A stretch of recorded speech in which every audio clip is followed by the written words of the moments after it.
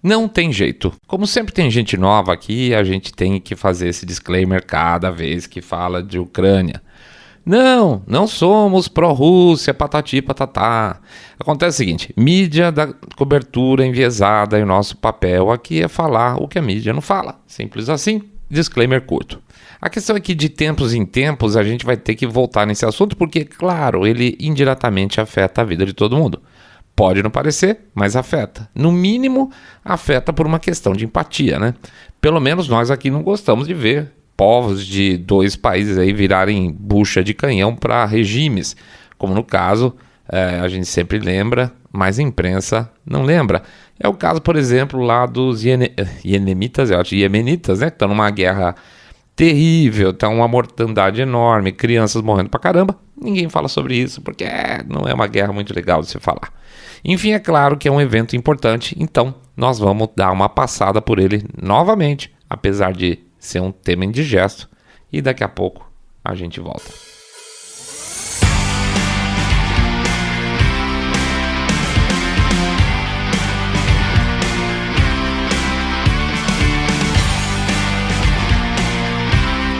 Sempre lembrando de perguntar a quem isso beneficia.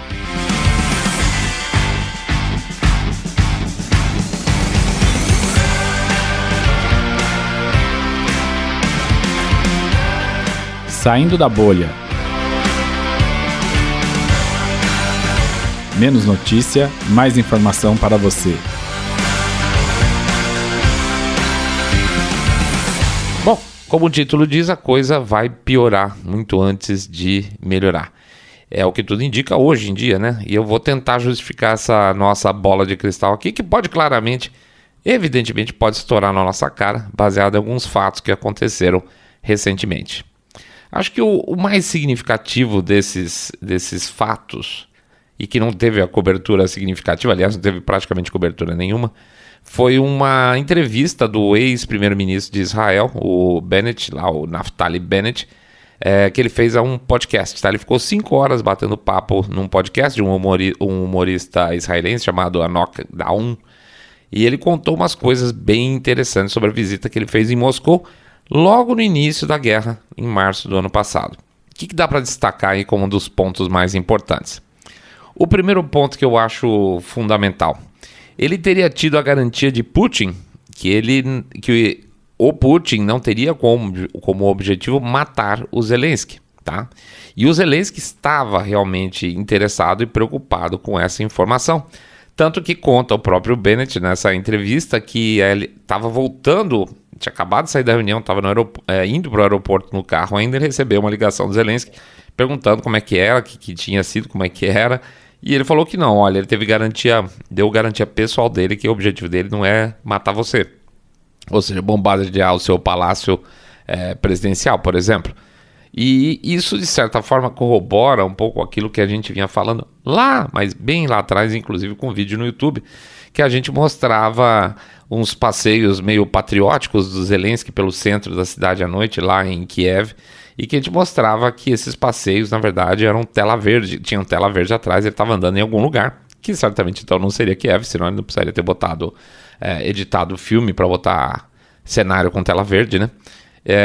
E que ele estava então bem preocupado mesmo. E aí ele pediu um reforço, tem certeza? E o Bennett falou, não, deu para ver que ele estava falando sério sim. Imediatamente ele voltou para Kiev, voltou para o Palácio Presidencial e fez um discurso lá na mesona lá dele, já com roupinha de aquelas camisetinhas militar que ele usa, falando que não tinha medo, que ele era aquela coisa toda tal. Então ele ficou bem mais macho depois dessa garantia de que ele não estaria sendo um dos objetivos militares da Rússia. Tá? Então essa é uma história que soa bastante importante, tanto para a gente ver como funcionam as coisas na verdade, quando você está fora de photo-ops, como aquelas filmagens falsas que eram feitas, como da importância que você tem de eventualmente você estar num país onde você não tem controle sobre o próprio espaço aéreo, né?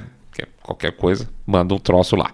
Outro ponto que ele estava conversando é o seguinte, lá no podcast, e que esse realmente, para mim, é muito forte, apesar de não ser totalmente estranho, mas é uma confirmação de um alto oficial, ou seja, um ex-primeiro-ministro israelense, que foi lá e falou abertamente isso, e o pessoal mocosou essa informação, que ele disse que ele foi lá para iniciar uma conversação de paz entre ucranianos e russos, mas que ele teve que parar essas conversações por pressões de fora.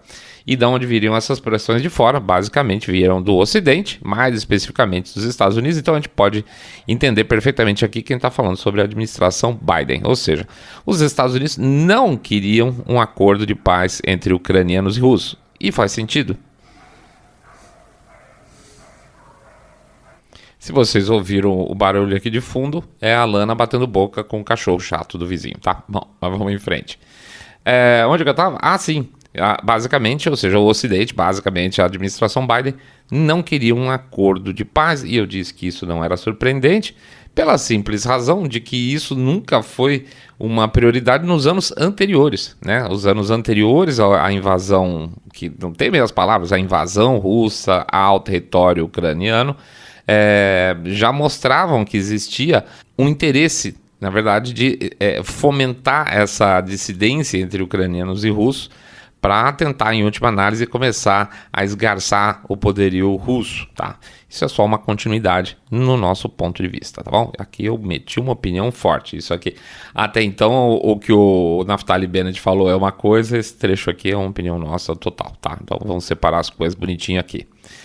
É claro que uma negociação e eventualmente uma paz entre os dois lados seria fantástico, principalmente para a população ucraniana. Seria ótimo, né? Até para você seria muito bom, mas isso não tem nada a ver com a população ucraniana nem conosco. A prova disso por exemplo, o que está acontecendo lá no fronte em Bakhmut, lá no sul da Ucrânia, onde atualmente a coisa está pegando fogo mais forte. E é muito interessante essa questão de Bakhmut, porque a imprensa ela sempre está pulando de lado. Uma hora eles falam, nossa, Bakhmut nunca vai cair porque os ucranianos estão defendendo com os dentes. Daqui a pouco, quando começa o ataque e a coisa começa a ficar feia, eles começam a falar, não, Bakhmut é secundário, se tomar, tá tudo certo, tá? Então essas coisas, quando variam muito de opinião, a gente sabe que tem truta aí no meio. Ainda assim, a Ucrânia despeja reforços na cidade loucamente, e isso faz com que talvez seja um dos pontos, uma das regiões mais letais dessa guerra até agora, tá? Aparentemente, a ideia é construir uma linha de defesa por trás da região de Bakhmut, e enquanto essas linhas não estão totalmente solidificadas, eles têm que ficar mandando reforço lá para o moedor de carne, né? E aí vão lá a turma da divisão Wagner, como queira, atacando por um lado, que são os ex-presidiários, do outro lado eles mandando soldados recém-saídos de treinamento do outro e vão combatendo e moendo carne ali naquela região, tá? Uma coisa horrorosa. A lógica é evidente, a essa altura de que o mais lógico, vamos chamar assim, em termos humanitários, a retirada das forças ucranianas lá de Bakhmut, porque eles já estão cercados, como foi feito em outras regiões, né, durante essa guerra, mas o que está acontecendo especificamente lá é que os russos estão praticamente cercando toda a cidade, está praticamente tudo fechado, praticamente tem duas, mas praticamente um grande, vamos dizer assim, um grande elo de ligação com o resto da Ucrânia só pronto, uma estrada grande livre para a chegada de suprimentos para os ucranianos, e ainda assim nada do exército ucraniano retirar. Logo, então, fica meio evidente que a ideia aqui é muito mais atrasar os russos a qualquer preço, inclusive humano, do que qualquer outra coisa, tá? E isso tem que ter significado. Se tem que atrasar, é porque tem que se preparar para alguma coisa. Pode ser, por exemplo, a chegada de mais equipamentos prometidos pelo Ocidente? Pode ser sim. Essa é uma das hipóteses. Tudo é hipótese, né, pessoal? Essa história de saber o que está na cabeça desse povo, com certeza, e falar, olha, é isso que está acontecendo, é um tanto de arrogância. Mas, em frente, outro ponto importante que teve nesse período, que faz com que a gente tenha essa percepção de que a coisa não está para melhorar a curto prazo, médio prazo, foi a declaração do secretário de Defesa do Reino Unido, que disse que as Forças Armadas ucranianas vão ter que ser treinadas para a redução de consumo de munição mais próximo dos padrões ocidentais. E é verdade, gente, aparentemente os caras lá na Ucrânia têm os dedos pesadaços, tá? Já vi vídeo de oficial ucraniano se gabando da quantidade de disparo que ele consegue dar em uma peça de artilharia, que até os mesmos os europeus se surpreenderiam, que parece bom, porque você consegue maior produtividade com a arma, mas não é, porque você tem limitação de munição, né? Aliás, o comentário, então, do ministro britânico aponta, portanto, para duas direções. A guerra vai se prolongar, porque ele diz que vai ter que ser treinado, porque vai ser mandado mais munição, vai, tudo é futuro. E o mais óbvio, existe um limite para tudo e as potências ocidentais já estão começando a se coçar um pouco com isso, tá? Então vou pegar o caso aqui, o historiador da Universidade de Stanford, chama Stephen Kotkin. Ele apontou num artigo recente da revista The New Yorker, ou seja, não é um artigo pró-Rússia, certo? É da New Yorker, e eu vou pegar as palavras desse cara, que não é pró-Rússia, para não parecer que tá meu dedo aqui ou que a gente tá pegando só fonte enviesada, tá? Ele diz o seguinte, eu vou botar aspas. No auge, os ucranianos gastavam mais de 90 mil projéteis de artilharia por mês. A produção mensal de projéteis de artilharia dos Estados Unidos é de 15 mil. Com todos os nossos aliados europeus e etc. envolvidos, tudo na mistura, os que apoiam a Ucrânia, você consegue gerar mais outros 15 mil nas estimativas mais altas. Então, você pode fazer 30 mil projéteis por mês de produção de artilharia, enquanto a Ucrânia estava gastando 90 mil por mês. E detalhe, ele mesmo disse, e nós não estamos aumentando a produção, estamos apenas secando o estoque. E sabe de uma coisa? Está começando a faltar, fecha aspas. Parece fazer algum sentido para mim, a gente até mencionou no outro programa, porque não faria sentido nenhum se a gente não tivesse acontecido uma coisa básica, como por exemplo a Alemanha vir pedir munição de tanque Leopard aqui no Brasil, né? Pô, aqui no Brasil, gente, nós não temos exatamente um estoque de munição para guerras exatamente parrudo. Então os caras estão cavando munição em tudo quanto é lugar, ou seja, não tem tanta coisa assim, né? Mas e a Rússia? A Rússia, e aí eu vou voltar com o professor de novo aqui. Ele fala o seguinte, aspas, as sanções deveriam destruir a capacidade da Rússia de produzir armas, e isso não está acontecendo. A Rússia pode produzir cerca de 60 mísseis por mês sob sanções. Isso não inclui o que eles estão comprando da África, que eles estão, na verdade, recomprando. O que eles estão tentando fazer em acordos com a Coreia do Norte e com o Irã. O arsenal soviético, o maior arsenal já reunido, muito dele está apodrecendo, mas nem tudo está apodrecendo. Parte da produção ainda está em andamento, não tanto quanto a Rússia gostaria, mas o suficiente para cumprir a estratégia do se eu não posso ter, ninguém vai ter. E aqui fecho aspas, e vale a pena relembrar de novo que ele não é definitivamente um cara pró-Rússia, muito, muito, muito pelo contrário, tá?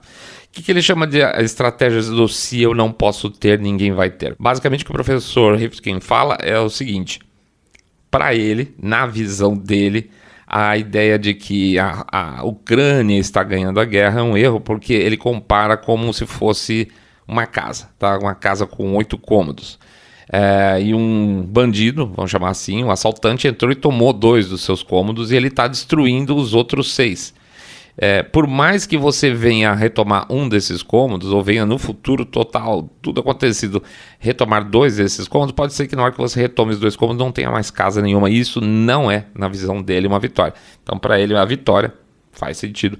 É uma questão de você negociar algum tipo de paz a essa altura com algum tipo de perda, tá? E para ele, se não é, como é que ele fala a expressão? Se eu não posso ter, ninguém pode ter, é exatamente isso. Que a Rússia vai atacar e vai manter a destruição da infraestrutura ucraniana até o ponto em que não tenha mais infraestrutura nenhuma. Então, continuar deteriorando a infraestrutura ucraniana pelo tempo que for, até o ponto que não seja mais possível haver vitória, essa é a estratégia de Putin na visão dele. E uma estranha possibilidade, então, de vitória militar ucraniana, caberia ao Ocidente o ônus de reconstrução de um país das cinzas. E, de fato, isso não é vitória. Já se fala hoje em qualquer coisa de 300 bilhões de dólares. Para finalizar, teve a história da viagem surpresa do Biden à Ucrânia semana passada. E, como sempre tem 2 lados da história. A imprensa comemorou como se fosse um ato heróico. Poxa vida, o Biden foi no meio lá da zona de guerra, em Kiev. Tanto que na hora que ele encontrou o Zelensky, as sirenes de aviso de ataque aéreo começaram a soar. E não tinha nenhuma indicação de ataque na cidade naquele período, não tinha mesmo. Vários jornalistas falaram isso, que foi muito mais uma questão de um espetáculo midiático, mostrar que ele estava entrando sem medo ali na área de encontro com o Zelensky, com alarme aéreo e tudo. Ele não se... Nossa senhora, ele não teve medo, tá? Aquela coisa toda. Mas ainda assim ele foi lá, tá? Ele foi. E ao contrário de outras visitas de presidente americano a países, aos seus soldados, por exemplo, geralmente essas visitas a países onde eles visitam bases aéreas, por exemplo, chega de avião, visita a base aérea, põe no avião e vai embora. Geralmente, quando isso acontece, existe superioridade aérea onde eles visitam. E nesse caso específico lá em Kiev, de fato, não tem, tá? Então é uma boa historinha para a imprensa contar de coragem do presidente Biden, tá? Mas, e essa parte engraçada, o que acontece que foi vazado e depois confirmado pelo secretário de Estado Blinken, é que os Estados Unidos ligaram antes, algumas horas antes dessa visita a Kiev, para os russos, para avisar que o Biden iria para lá. Ou seja, o Biden só foi porque os russos garantiram a segurança dele. Péssimo. Não deveria ser alguma coisa do tipo, olha, Estados Unidos, estou avisando aqui que os Estados Unidos estão indo lá onde eu estou representado pelo presidente, ponto, tá? Quem manda aqui sou eu, o pescoço é meu e eu não tenho medo. Pois é, mas não foi isso. Para ir mostrar o heroísmo dele com alarme de ataque aéreo e tudo mais, prometer mais armas e mais dinheiro para os ucranianos contra os russos, o Biden, no final, teve que contar com a liberação do Putin para a sua movimentação pela Ucrânia. Fica, na minha visão, fica bem feio. Finalmente, os serviços secretos europeus estão analisando também as movimentações da inteligência russa, que aparentemente estão com sede de vingança. Ora, acabamos de falar do assunto, tá? Fazendas solares marítimas, eólicas marítimas, poços de petróleo, tubulações de gás e óleo estão na mira dos russos para serem sabotados. Pois é. Quem poderia imaginar, né, que os russos poderiam escalar nessa direção? Que coisa, depois de Nord Stream 2... Pois é, óbvio, depois de Nord Stream 2, onde sabotagem passa a ser um ativo militar, tudo pode acontecer, né? Quem sabia sobre isso? Nós e vocês, todo mundo. Tudo isso aponta então para um final de filme um pouco mais distante, talvez, do que se imaginava.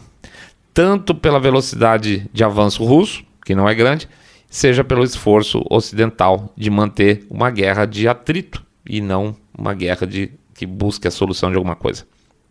Vale ficar de olho então aqui do outro lado do planeta, que é Taiwan. E o Altamir, ainda bem que ele me lembrou no YouTube, ele perguntou sobre Taiwan no Pergunte ao seu Saindo da Bolha, né? A gente falava sobre a instabilidade, a impossibilidade de rodar a bola de cristal sobre o assunto, e o ponto é como os Estados Unidos vão poder ajudar Taiwan com seus estoques militares dilapidados. Pois é, não vão poder ajudar muito. E, aliás, algumas vendas que foram feitas de equipamentos militares para Taiwan estão atrasadas, ou seja, isso também está atrapalhando a própria defesa de Taiwan no médio prazo. Portanto, uma desaceleração no lado de cá pode significar que nós estamos complicando a situação do lado de lá. Duas frentes, os americanos e seus aliados europeus não vão suportar. Então, gente, a ideia é o seguinte, é ficar de olho para ver quando o Ocidente vai começar a abandonar a Ucrânia, assim como fizeram com o Afeganistão, porque significa, talvez, que eles estejam começando a se preparar para montar suas defesas do lado de lá, tá bom? É isso aí, pessoal, a gente agradece a presença de todo mundo, pede para passar lá no nosso site www.saindabolha.com.br, clicar no botão follow ou seguir a gente pelo Spotify, Podcast Addict, Google Podcast, Apple Podcast, ou seguir a gente lá no YouTube, né? E também clicar lá no sininho, no like, fazer um comentário, ou seguir a gente no Rumble. Por favor, a gente pede também para dar um share desse episódio e fazer o famoso boca a boca sarado, contando para seus amigos que vocês estão acompanhando um podcast cabeça direita limpinho, supimpa, que detesta, abomina o politicamente correto. Pede também, por favor, para considerar de coração uma doação no nosso Pix, tá? O nosso Pix, o código fica nas redes sociais, cada postagem que a gente faz de episódio, ou no QR Code que fica lá no YouTube, tá? Pode ser 1, 2, 5, 10 milhões de reais, pingado não é seco, ou R$1 por episódio, que R$1 por episódio ajuda pra caramba. Para quem prefere de outra maneira, também tem o Apoia-se, tá? No Apoia-se vocês entram lá no site, apoia.se/saindo da bolha, apoia.se/saindo da bolha, e aí lá vocês podem fazer um planinho de doação constante, todo mês cai lá no cartão de crédito de vocês, tá? Fica mais fácil, porque não precisa ficar lembrando, será que eu já fiz o Pix saindo da bolha? Tá lá, já fica resolvido, vocês podem deixar essa parada de lado. O que mais? A gente ia terminar no dia 20 lá, o preço promocional do e-book novo, o Trelendo Notícias Conspiratórias. Deu um monte de embrolho aqui, a gente ficou cansado pra caramba, tenho que confessar, porque daí tem que mexer todo o site e acabou ficando. A gente vai ficar aí até o final da semana. Então, para quem quiser pegar ainda preço baixo desse e-book e na promoção que a gente está fazendo junto com o outro livro, o Aprenda a Ler Notícias, aproveita esses últimos dias aí, tá? Entre sábado e domingo, no máximo, a gente tá tirando esses descontos no ar, e aí vai ficar a loja tradicional mesmo, com valor tradicional.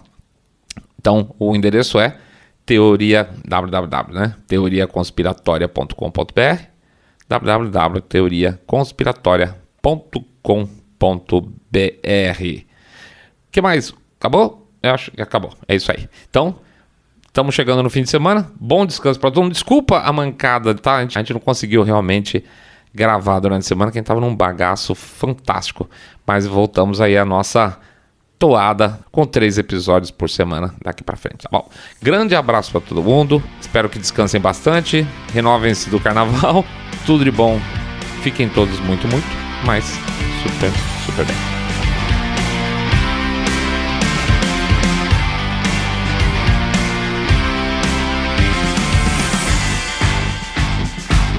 Saindo da bolha.